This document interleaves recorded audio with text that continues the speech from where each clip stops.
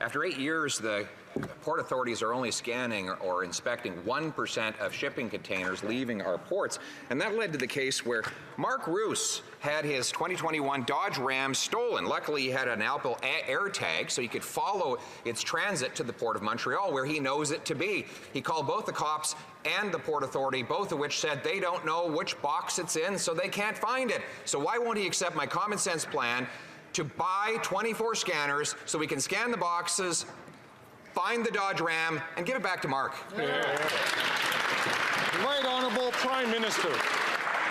Mr. Speaker, this would be perhaps a little more credible from the Conservative Party if they hadn't cut 1,000 CBSA officers when they were last in government. And they'd proposed to cut 400 more if they had won the 2015 election. The reality is we restored every single border officer they cut and added 800 more. And we're continuing to do the necessary work. We recovered 1,800 stolen vehicles last year. We'll continue to do... Sorry to interrupt the Prime Minister and to all members.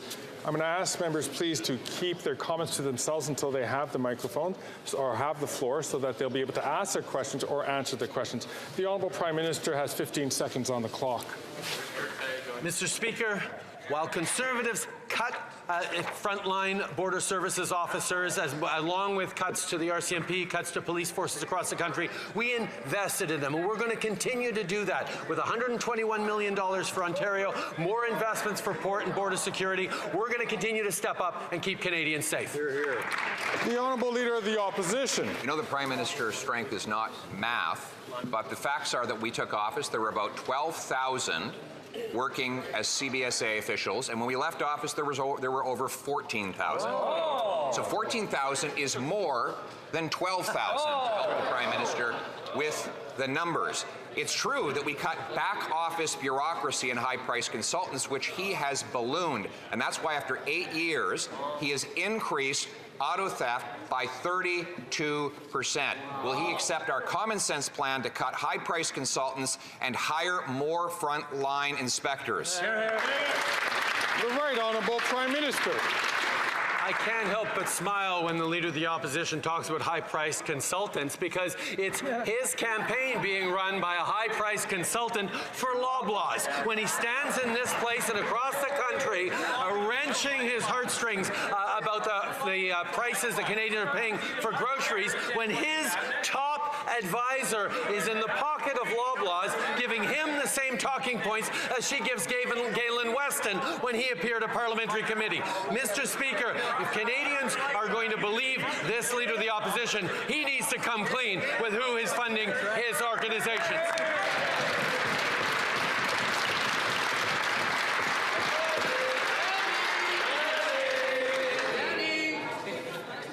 Order. The Honourable Leader of the Opposition. He's sure getting desperate if he has to blame Conservative campaign workers for the fact that he raised food prices, especially when, Mr. Speaker, the Prime Minister's new marketing director, Max Veliket, did marketing for Loblaws for 4 years. Don Guy, the Prime Minister's chief pollster, works for GT & Co., which collects checks from Loblaws. As does Dan Arnold, his other pollster, getting checks from Loblaws. Are they the ones that forced him to quadruple the carbon tax on our food?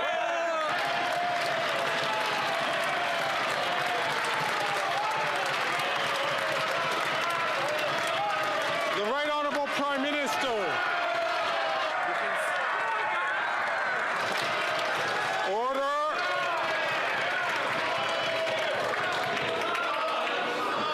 I know it's Wednesday. And members are very keen to hear the answer to this question, so I'll ask them to please restrain themselves while the Right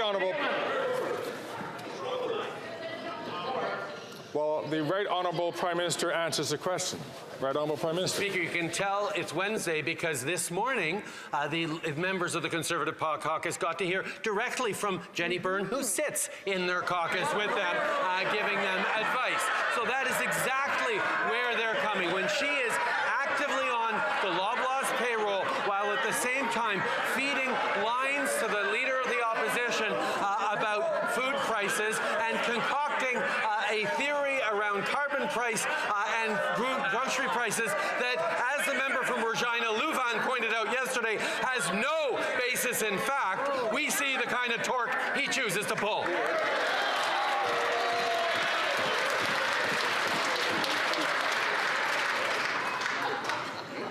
There. That's not so hard.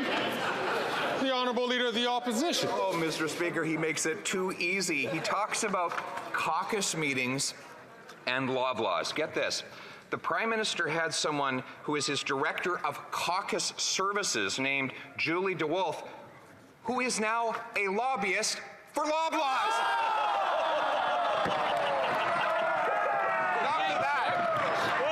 Not only that, he digs up a lot of dirt. His chief dirt digger, Kevin Bosch, left his office so that he could go and work as a lobbyist for Loblaws. Would he like us to continue going down the list of all of his Loblaws lobbyists, Mr. Speaker?